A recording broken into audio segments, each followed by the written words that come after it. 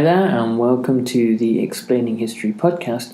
And in this podcast, I want to talk about the uses of the concentration camp system in Nazi Germany for creating an entire generation of SS prison guards and later genocidaires. Previously in this podcast, when we've looked at the development of the camp system, I've done quite a few podcasts on this, mainly from the brilliant book KL by Nicholas Rochman, which I'm going to look at now. We've explored this idea that the way the Nazis saw the camps were almost as kind of reform schools for the soul, that communists and troublemakers and idlers and all these sorts of social riffraff would be put in at one end, and then strict discipline and other means would transform them into worthwhile human beings. Himmler said in a radio broadcast, the slogan that stands above these camps is "There is a path to freedom." Its milestones are obedience, diligence, honesty, orderliness, cleanliness, sobriety, truthfulness, readiness to make sacrifices, and love of the fatherland. Of course, none of that was true. The idea that Himmler had in his head was a fantasy.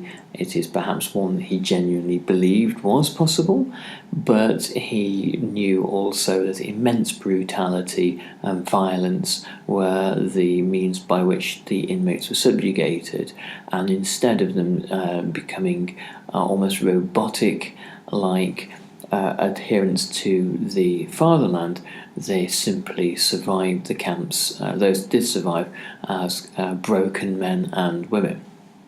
Well, the educational or transformative role that the camp had a kind of a flip side to it in Himmler's eyes, and the camps would also be schools for jailers as well as for inmates. Initially, the camps were run by the SA in the first chaotic or so year of the camps, and there was the great dread of inmates being moved to new camps is that they would be moved to new camps where there would be an SA man who knew them. There were some high-profile political prisoners, Ernst Thälmann, for example, of the KPD, who were absolute magnets for SA violence, and they were referred to laughingly as celebrities. But as the camp system evolved and the camp mechanisms became more and more under the control of the SS itself, the camps become training schools. And Dachau particularly, the alumni of Dachau go on to run Auschwitz and the other death camps during the war. And the systems of administering and bureaucratically running camps are learned there, but also every trick in the book about intimidation, control of inmates, and the use of violence, of torture, and repression, and psychological games to be played against the inmates. These were all practiced at the camps as well.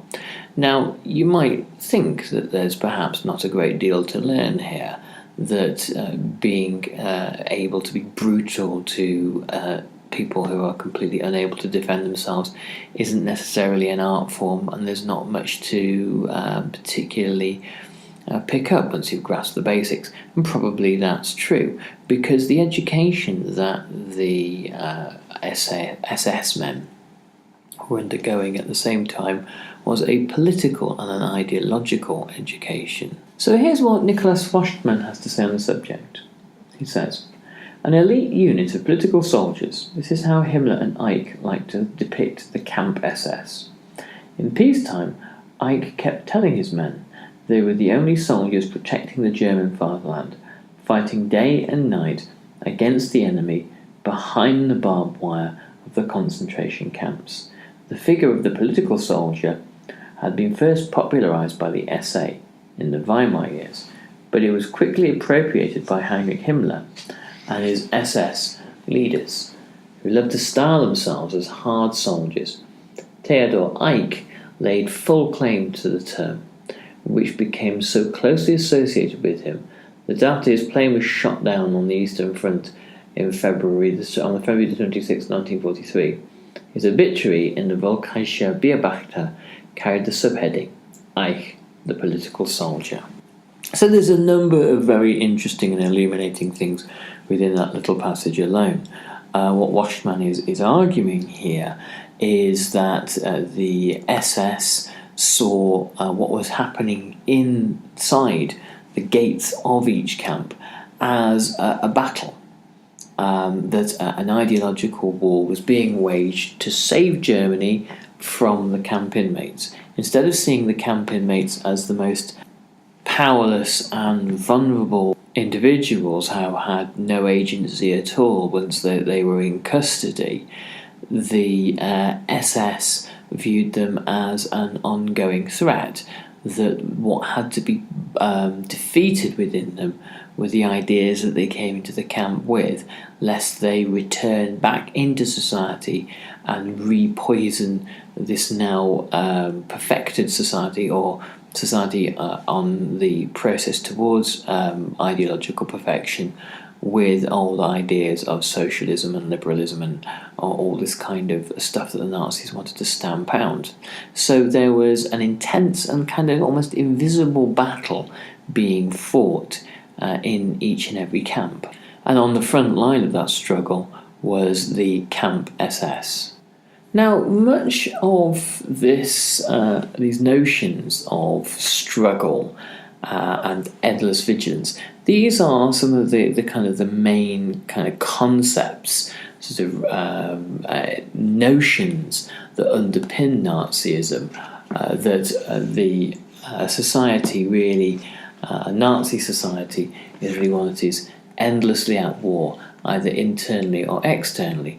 And if this dynamism, or this pace of this dynamism ever slows down, really you haven't got Nazism anymore, just a kind of hyper-nationalist, authoritarian conservatism. It is the endless struggle, the need to be fighting against something, that defines Nazism from other kinds of right-wing authoritarianism.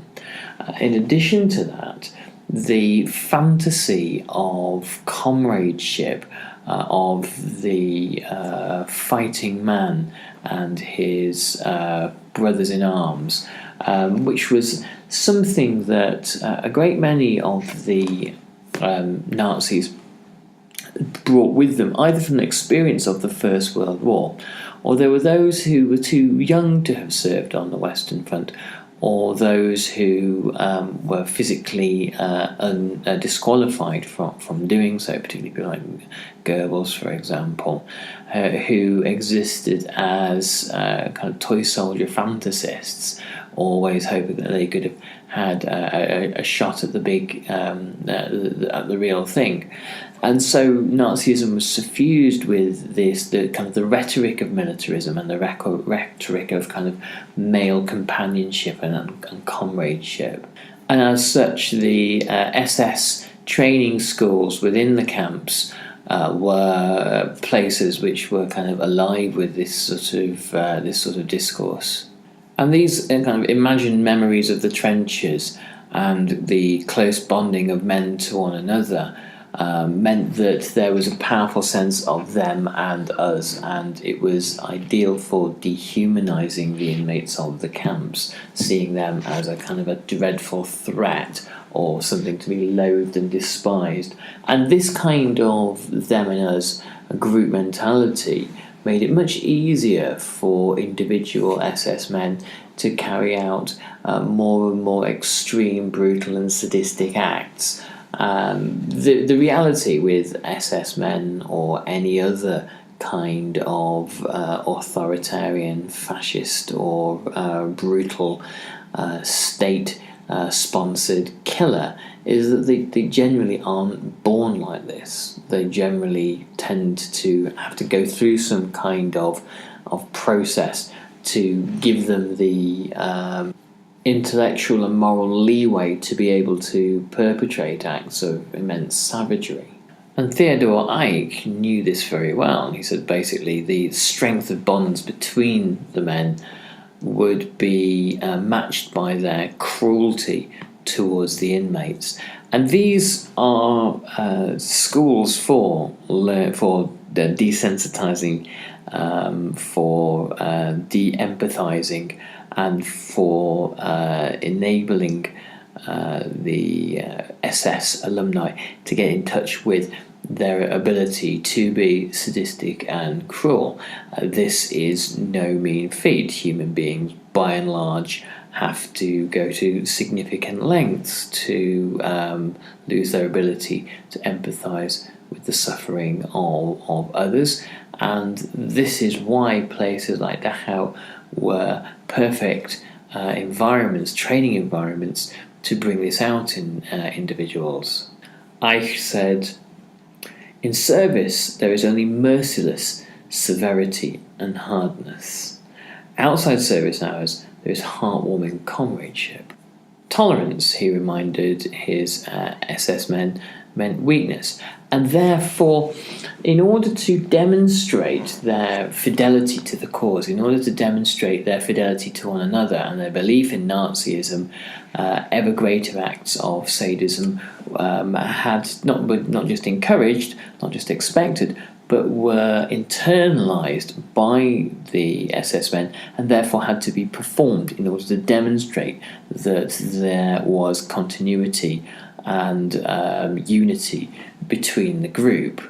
And once certain norms of violence and sadism were met, then they become the new normal, and the window of what is acceptable to do to an individual shifts towards ever-increasing levels of violence, which become assimilated as a group norm. Cruelty is also associated in the SS with the notion of masculinity. People with compassion, men with compassion, are questioned in terms of their strength, their virility, their masculinity, their sexuality. And in this way, acts of compassion were observed not just by the SS hierarchy, but by the group in which SS men existed. So it was a peer-led process as much as it was driven by the demands of the SS hierarchy, with the guards at Dachau and other camps ensuring that their contemporaries kept to the same level of sadism as everybody else. Now, from 1935 onwards, when Himmler had really gained full control over the camp empire, he made sure that he was very much a hands-on figure during the expansion of the camp system. He made sure that the camp system grows in his image. He made sure that people like Ike and other senior figures within the camp system were appointed directly by him, and therefore the model for the development, not of the camps, but obviously the camp guards, was straight from his own particular vision. Himmler was not wildly popular with the camp SS particularly. The camp guards saw him as the antithesis of the kind of comradeship and camaraderie that was encouraged. He had this very fastidious, bureaucratic figure who is obsessed with even the minutiae of rules. He is seen as a pedantic, bureaucratic character, a small-minded tyrant, as he's referred to by some of the men.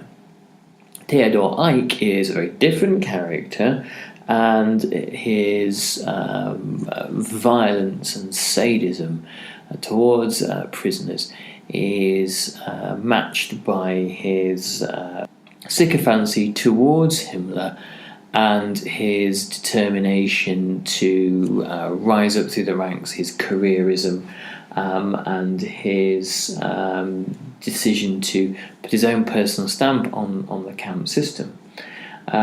He developed the camp empire rapidly from 1935 onwards. He had his own staff of 5 in January 1935, and by December 1937 he had a staff of 49, with large departments, with a political office, a personnel, administrative and medical office, and the nerve centre of the camp network was his camp inspectorate that was run from Prince Albrechtstrasse in Berlin, where the Gestapo headquarters also are. From the Prince Albrechtstrasse headquarters, Eich could influence what happened in any camp across Germany. And there were 2 key areas which he was most able to affect. Firstly was how the prison guards worked, so he could change the deportment, the attitude, the roles and responsibilities and priorities of any guard or all the guards across Germany, and he could also affect the treatment of prisoners, and it was quite straightforward for Eich to introduce new penalties and punishments for new kinds of crimes if he saw fit. The camp inspectorate finally wound up at Orianenburg, next door to Sachsenhausen, in a purpose-built office block that was actually built by some of the prisoners at Sachsenhausen. And this was a large T-shaped building, referred to as the T building eventually, and a lavish top tier of the building was inhabited by Eich himself, who didn't spare on any aggrandizement and luxury. Eich liked to think of himself as a hands-on kind of guy, and liked to make sure that he, alongside the men he saw himself as leading, was at the centre of active work. He didn't want himself to be thought as a bureaucrat. He wanted to be seen to be leading by example, and he wanted to be seen to be working at a hectic kind of a schedule. He thought himself as a kind of a role model of this kind of dynamism and action to his men. And he said, to Himmler, he wrote to Himmler a letter in August 1936 saying, "I live only to fulfill my duty to my troops that I have come to be fond of." And this was part of his process of keeping his men true to the idea of being vigorous and dynamic and active. The fact that it had been Eich who had effectively killed Ernst Röhm gave him a legendary status amongst his followers within the SS, and the men of the SS that Eich personally led believed deeply in the mission that Eich had set out for them, the rescuing, the saving of Germany from ideologically impure and socially impure elements. They were engaged, as they saw it, in a pitched battle that perhaps others wouldn't quite understand for the salvation of the Reich itself. Eich encouraged a level of informality, a level of breaking with rank and protocol.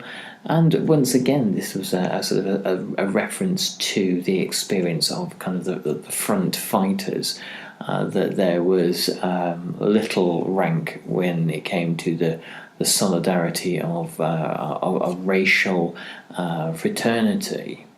And Eich, unlike Himmler, was a very kind of hail and well-met sort of guy, a drinker, a smoker, and a guy who was very comfortable in the barrack house. which would have been beyond anything Himmler would possibly have entertained. Ike often confided in Himmler that he found himself feeling closer to his men than he did to his wife or his own family.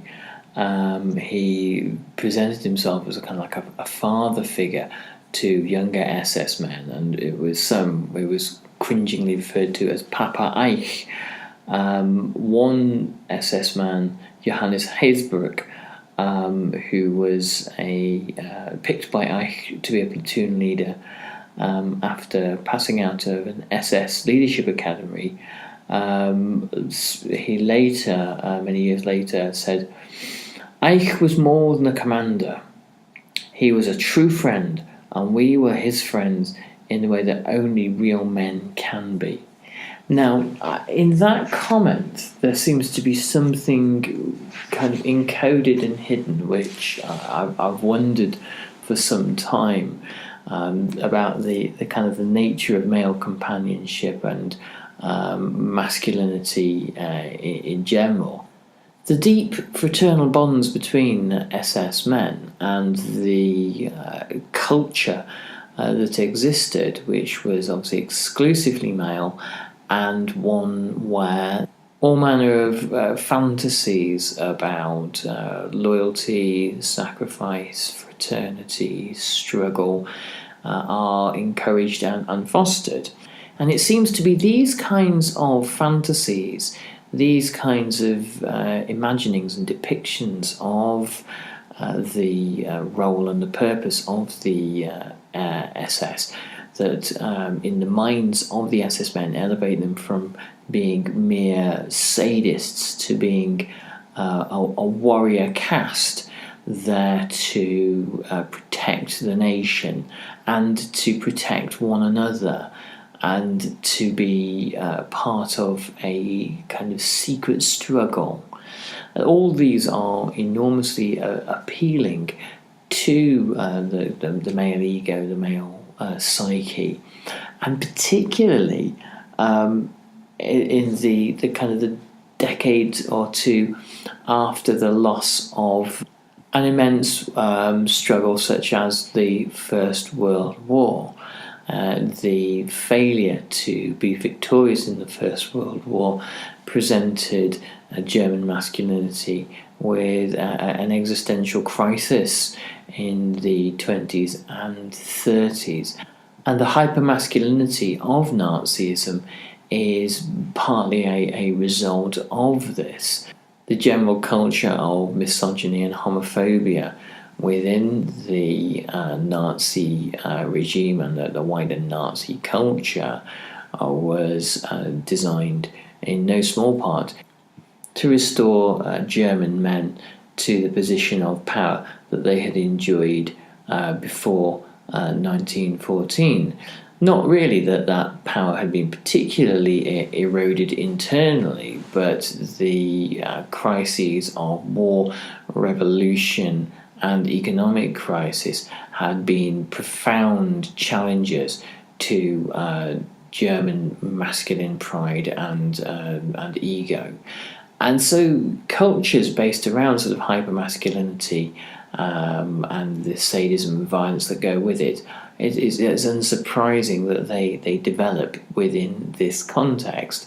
And so part of the whole kind of process that I started this podcast talking about, of the education, if you will, of SS men, was really the development of institutions that seemed to be able to challenge or channel these forces, these psychical forces that were there, and be able to accentuate and bring out and amplify the capacity for sadism and violence. Anyway, I hope you find this interesting, and I'll continue with this periodic exploration of the SS camp system throughout the coming months. We'll be doing a podcast on Franco, reviewing the new book on him that I'll be doing a giveaway for later in the week, so stay tuned for that. And do remember to pop by our Facebook page, say hi. There's some really cool stuff I'm putting up there at the moment that I'm sure you'll enjoy. All the best, thanks, and bye-bye.